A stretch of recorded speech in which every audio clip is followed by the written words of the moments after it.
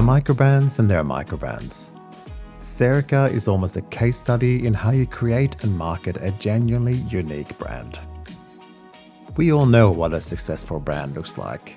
If I say Apple, Tesla or Nike, we think of products and logos immediately for those brands. Perhaps a little more relevant to us here, same goes with Rolex, Omega and even Swatch.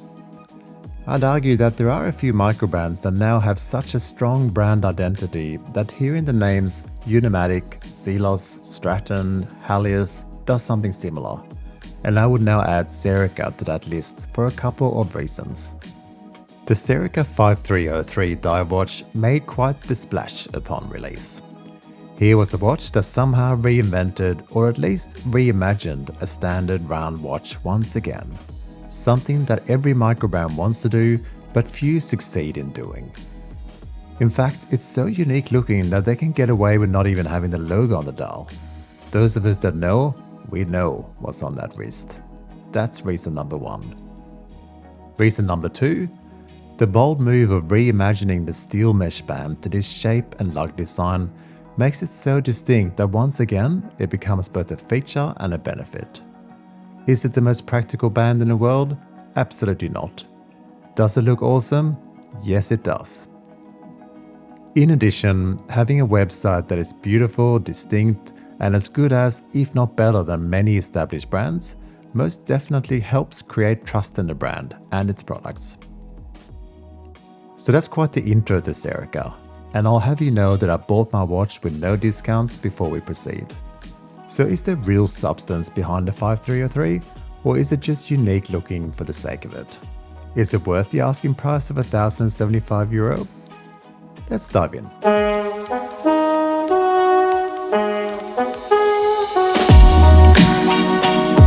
If you're a kind and loving watch person, please do consider a like and subscribe. I make my videos as a hobby for people like us, the watch loving community, and I hope to continue for years to come. Thank you for being here. A word on sizes here first. I measured the watch at 38.4mm wide, however the dial itself is only 27mm or so wide.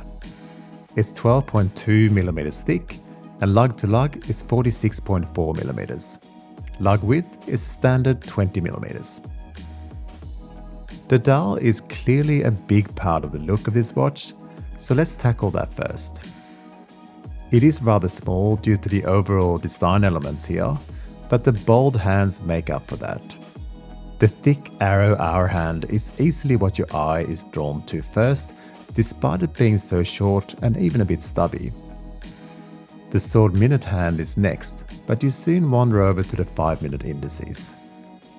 They hang down almost like Christmas decorations, and from certain angles form a square on the dial.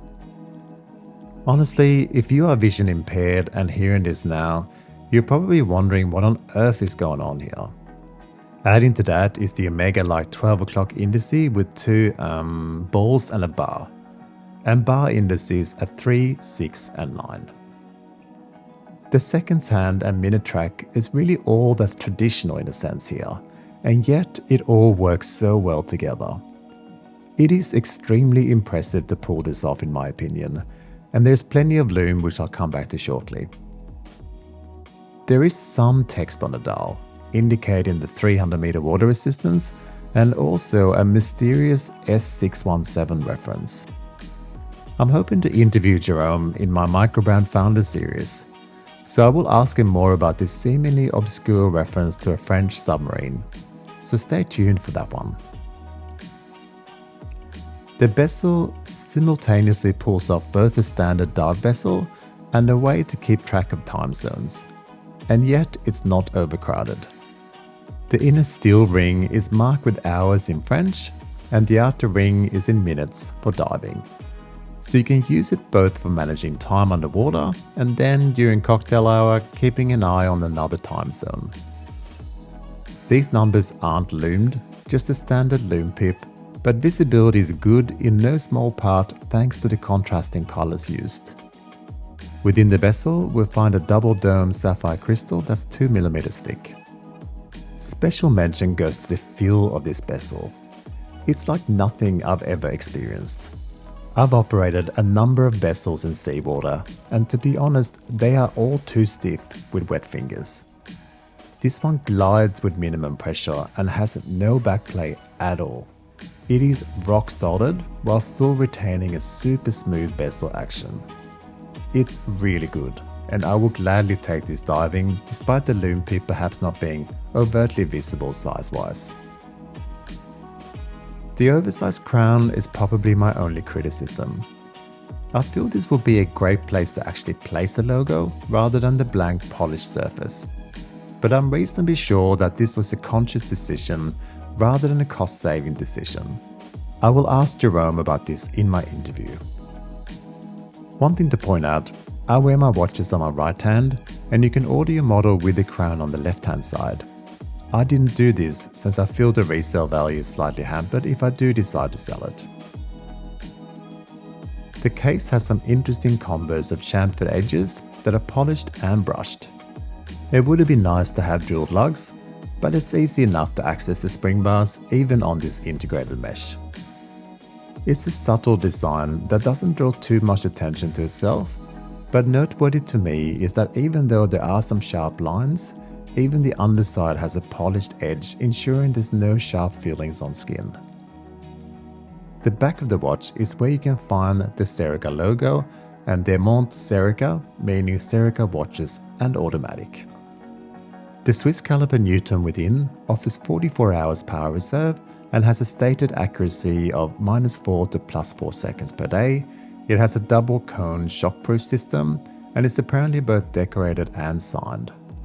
Whilst we can't see this, it's nice to know that it's there.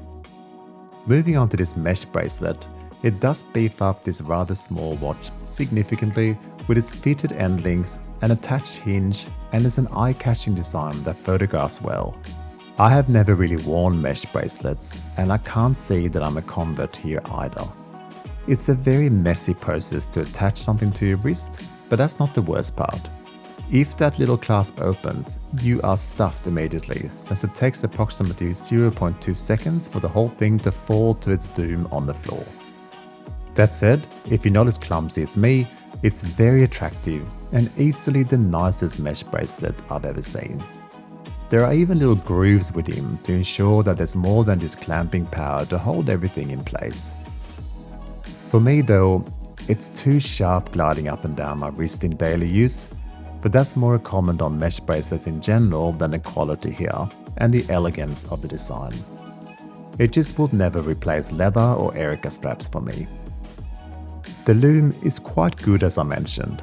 It could be a little stronger, but the C3 green glowing loom is usually not the strongest around. In the dark, you can really see this cool square come to life.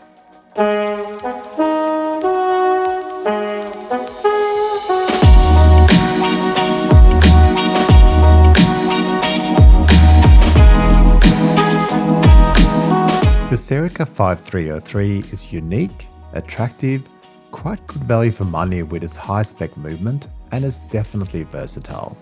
You can track time zones and time things. You can quite easily get away with wearing this with a suit and on the beach, and despite the steel mesh being so distinctly designed for the watch, I've seen it on leather and it actually looks quite good. Again, it's such an achievement to make a watch that's a real signature piece for the brand. If you are a watch fan, you know the brand and would recognize it on the street. In fact, you'd smile way more than just another fancy Swiss big brand. I respect the size, I really do. But at 40mm rather than 38, this would have been perfect for me. It's just a tad small for my taste. I think this super bold design language would actually look awesome on a slightly larger case and dial, but that's just me. Would I recommend buying one? Absolutely I would. What you get for your money is a unique piece, excellent movement, a design like nothing else on the market, and you're supporting a small, passionate brand that delivers a quality product on time. Merci beaucoup Jérôme, et vive la Serica! Thank you for watching, and I'll see you next time.